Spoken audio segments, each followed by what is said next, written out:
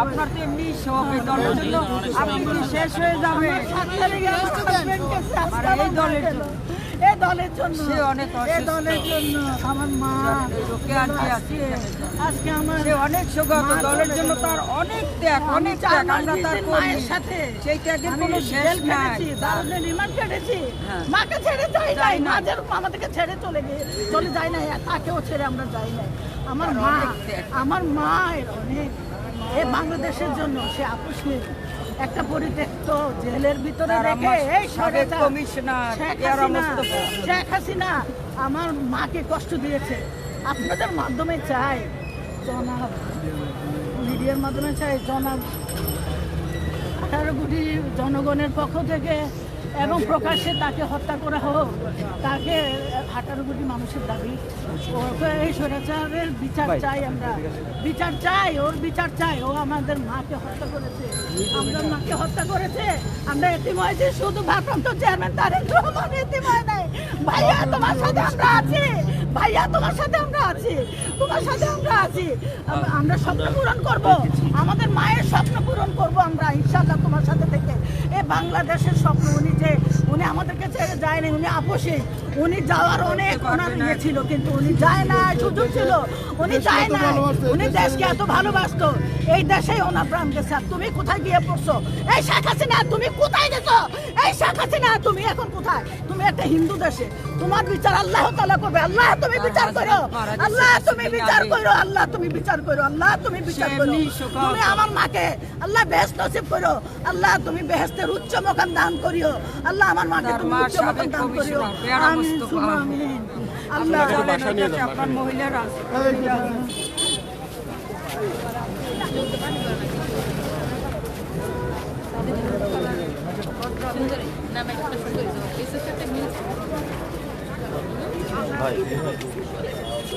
বারবার দেখাইছে উনিকে কারোর সাথে, ওনার পরিবারের বা দলের কারোর সাথে ওনাকে দেখা করতে দেয় নাই।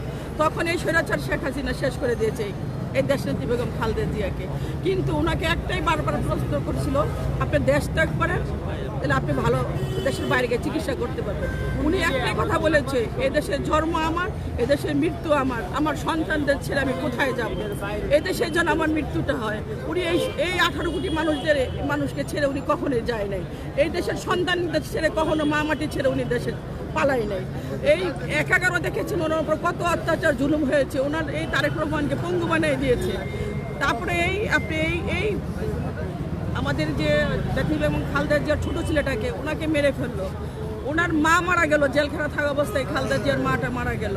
উনি এত শোক সইবার পরও এদেশের সর্বোচ্চ জনগণকে ভালোবাসতে দেখে উনি দেশের বাইরে যায়নি। এখন এদেশে ওনাকে চিকিৎসা করতে বারবার বাধা দিয়েছে।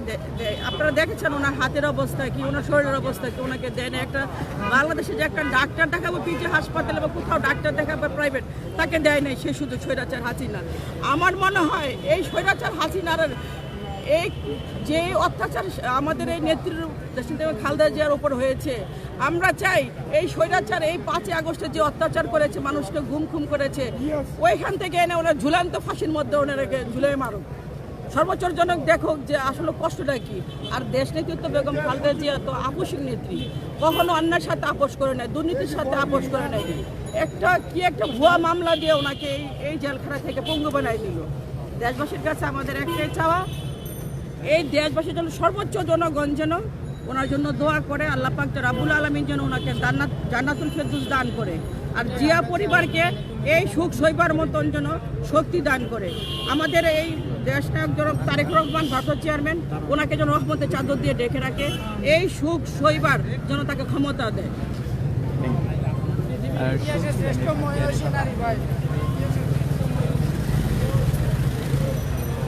আমি কোনো পোস্টদারি না।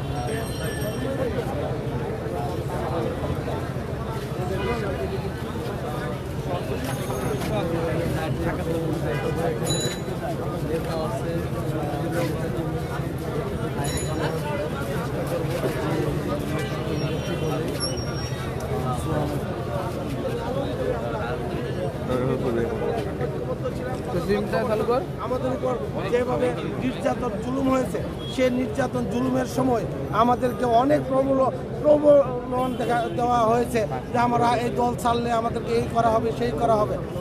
আমরা কখনো আমাদের এই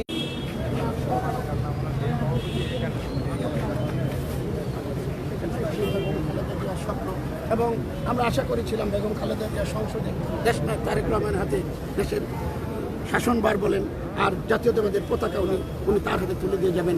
ব্যক্তিগতভাবে আশা করেছিলাম বেগম খালেদা জিয়া একদিনের জন্য বাংলাদেশের রাষ্ট্রপতি হবেন, ওনার এই সর্বোচ্চ মর্যাদাটা আমরা দিয়ে যেতে চেয়েছিলাম, কিন্তু দুর্ভাগ্যের বিষয় আমরা সেখান থেকে ফেরত আসলাম। আমরা বেগম খালেদা জিয়ার যাতে আল্লাহ তাকে ব্যস্ত নসিব করেন এবং আমরা তার আদর্শ অনুসরণ করতে পারি, এর চেয়ে বেশি কিছু বলার আমার নেই। Thank you very much. ঠিক আছে, আরও দাঁড়াও ভাই, একটু জায়গা দিন ভাই, একটু জায়গা দিও একটু।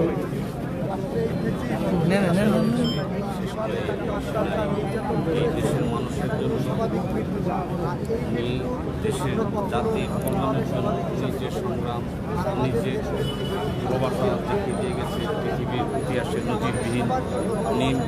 ওনার যে উনি সাবেক রাষ্ট্রপতির স্ত্রী, উনি 3 বারের প্রধানমন্ত্রী, উনি এই দেশবাসীর জন্য উনি ওনার দেশ অবনতিক শিক্ষা ব্যবস্থা থেকে শুরু করে সমস্ত খাতকে ওনার যে দেশপ্রেম ছিল সেটা অকল্পনীয়। আজকে আমাদের যে কি হারিয়ে ফেললাম এটা আমরা ভাষায় প্রকাশ করতে পারছি। আমরা সত্যিকারে আজকে এতটাই ব্যথিত, আজকে আমাদের মনে হচ্ছে যে দেশকে আমরা মনে হচ্ছে হারিয়ে ফেলছি। তারপর আমাদের এই প্রিয় নেতৃত্বের সর্বশেষ আমরা এই কামনাটাই করি, আল্লাহ পাক যেন ওনাকে ব্যস্তবাসী করেন। আমাদের নেত্রী চলে যায় নাই, আমাদের নেত্রী হয়তো ওনার দেহটা চলে গেছে, ওনার আমাদের মাঝে মনে হয় আমাদের মাঝে থাকবেন। ওনার সমস্ত আদর্শ, সমস্ত ভালো কাজগুলো আমরা দেশবাসী তথা ওনার যে সুযোগ্য সন্তান তারেক রহমান ইনশাল্লাহ ওনার যে ভালো চাওয়া, এই দেশবাসীর জন্য ভালো চাওয়া ছিল, আশা করি সেগুলো কাজ করবে।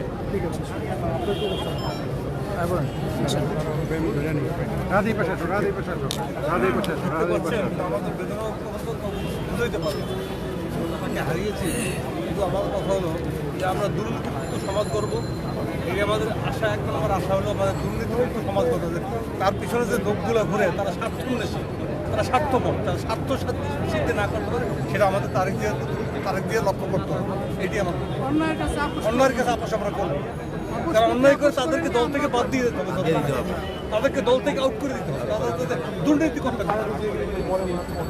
আমাদের যেহেতু কষ্ট করে গেছে, নিজে কষ্ট করে দেখেন যে তারাই গেছে এই দেশ থেকে ফেসিবাদ, সে তো এই দেশের মাটিতে জায়গাও পাবে না।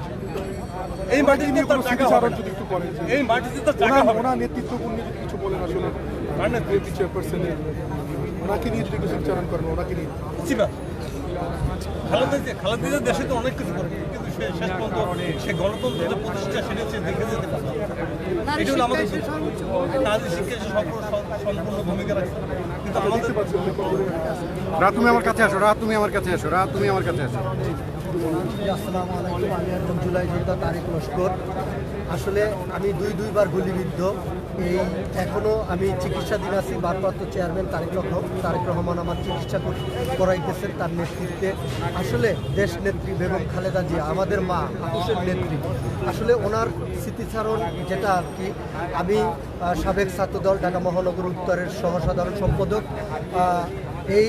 তাকে যখন বারবার আমাদের গুলশন কার্যালয় থেকে যখন সে যখন হাজিরা দিতে যাইতেন, তার কাছে থেকে সবসময় এই হাজিরার অংশগ্রহণ করতে পারছি এবং তার কাছে থেকে আমি দেখছি, আমি গুলশন কার্যালয় থেকে আসলে রাত্র 1টার সময়ও সে যখন এটা অপূরণীয়, মানে কি আসলে এইটা আমাদের জন্য, তার এই মৃত্যু তো কোনো স্বাভাবিক মৃত্যু না, তাকে হত্যা করা হয়েছে। কারণ হলো দেখেন, এই করোনার সময় তাকে যে জেলে রাখা হয়েছে, পুরান জেলে, সেখানে কেউ ছিল না, মাত্র একা ছিলেন। তাকে যে হত্যা করা হয়েছে এতে কোনো সন্দেহ নাই, এটা আমরা নিঃসন্দেহে বলতে পারি তাকে হত্যা করা হয়েছে। আর তার যেই হত্যা, এই হত্যার বিচার চাই। আর এইভাবে তার মৃত্যু আমরা আসলে এই মুহূর্তে আমাদের জন্য কাম্য না। দেশনায়ক জনাব তারেক রহমান এখন দেশে আসছে। আসলে আমাদের সামনে একটা জাতীয় নির্বাচন, এই নির্বাচনটা সুষ্ঠু হওয়ার জন্য আমাদের ভারপ্রাপ্ত চেয়ারম্যানের পাশে তার মাকে দরকার ছিলেন। আর সে যদি এই মুহূর্তে বেঁচে থাকতেন, বাংলাদেশের সামনে আগামী দিনের যে ভবিষ্যৎ, সুন্দর একটা ভবিষ্যৎ, স্বপ্নের একটা বাংলাদেশ হইতো। আসলে আজকে আমরা আপনি অনেকক্ষণ ধরে দেখতে পাচ্ছি দাঁড়িয়ে আছে। আমি ক্রিকেট থানা ইমারত পরিচয় লাগবে না, আপনি একটু বলেন।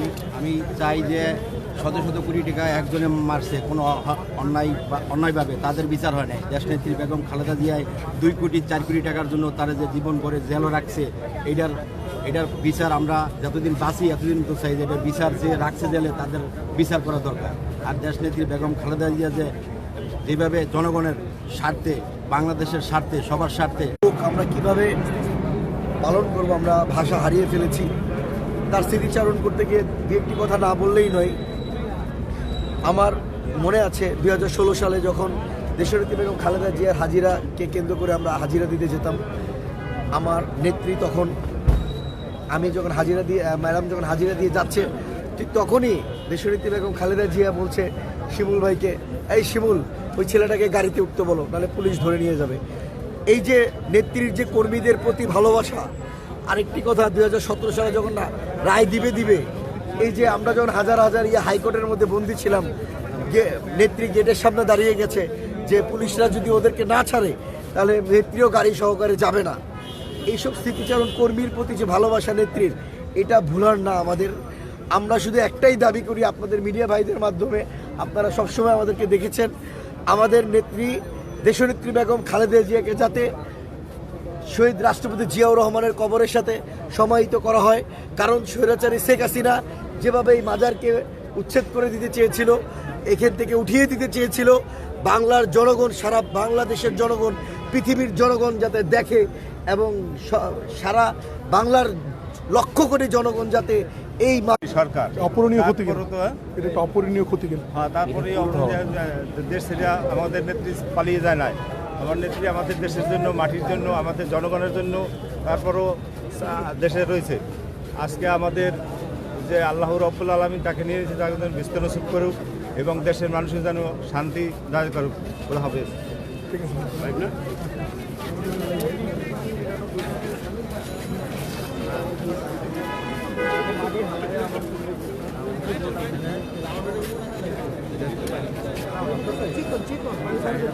এটা হলো কি চিন্তা করেন একটা কথা।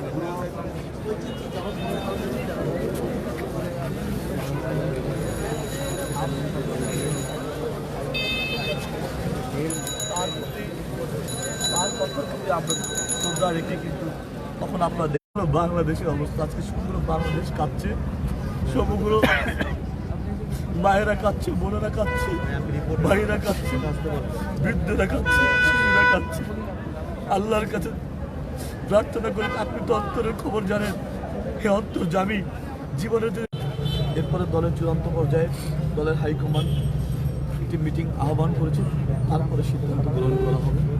আর আমরা তো পৃথিবীর নিয়মে হয়তো তাকে বিদায় দিতে হবে, কিন্তু তার আদাতি সন্তানেরা আমরা চাই লক্ষ কোটি বছর যদি এভাবে আমরা তার জন্য প্রহর করতে পারি, সেটা বোধ হয় আমাদের জন্য অনেক বেশি স্বস্তির হবে, অনেক বেশি আনন্দ আমাদের পাওয়া হবে।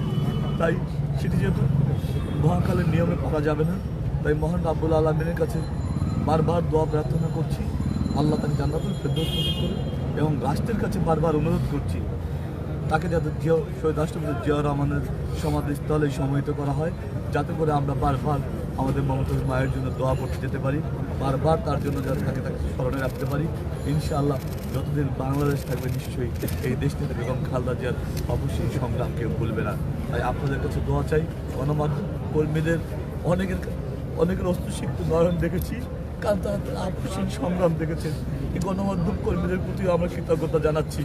আপনার দীর্ঘ সংগ্রাম এই বিশ্ববাসীকে জানান দিয়েছেন, তার যে অনুপ্রেরণা, সেই অনুপ্রেরণা তার সকল আদর্শিক কর্মীদের মাঝে আপনারা ছড়িয়ে দিয়েছেন। সেই জন্য গণমাধ্যম কর্মীদের খুব ধন্যবাদ জানাচ্ছি।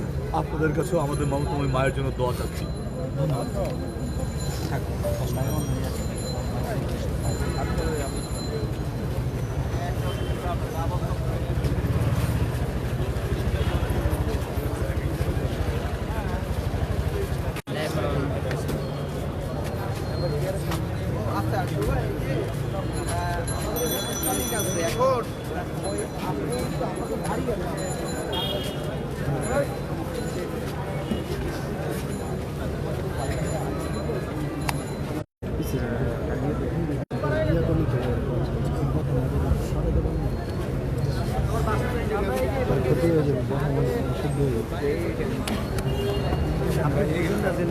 কাদের নিয়ে যান? বেশি আপনার কথা বলার ওই দিনই দাঁড়ায় ওই দিনে শুনেন আমি আপনি ওই যে মিলাদের দিন আপনি যে ওটা করছেন ওই কিন্তু ঠিক না আপনার মনে আছে কিন্তু আপনার যেদিন যে আপনার কমিটি সেন্টারের ভিতরে যে প্রোগ্রামটা ছিল সেদিন আপনি যে অ্যাটিটিউডটা করছেন আমার উপর এখানে কিছু করিনি একটা লোক পাশে দাঁড়ায় আছে হেলুক দেখা দিচ্ছে আমি আমার সাথে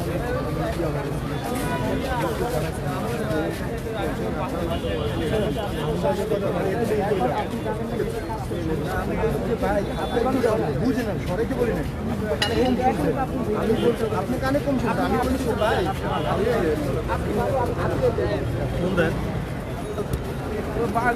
কি করবো